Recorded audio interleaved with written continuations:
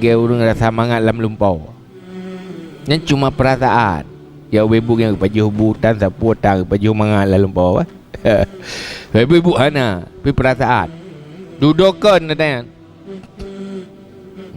Menanlah kehebatan dunia yo. Merasa sang hayu dah, tengok hebat dah. Yang bersih. Guru melumpau.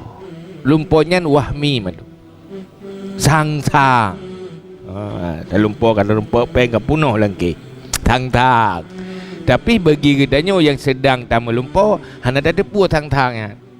Tiba buat aja, yakin di 100%. Tang-tang yang tengah terasa lang kenyataan yang tengah tak melumpau. Pajan tak ada puas kan, ada jaga. Menalah kehebatan dunia, popularitas dunia. Apabila kita mati de hana makna madu kah jaga ban jaga lumpau madu. Karena hakikat kesempurnaan keinginan.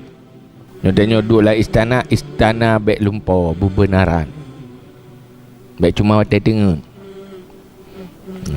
Menanti no kebahagiaan yang bek lumpau, kebahagiaan yang abadi. Kebahagiaan tu selama-lama haji. Sebab dia jadi mimpi. Jadi ibaratkan kehidupan dunianya tidur kullukum nayamun. Faida matu intabahu.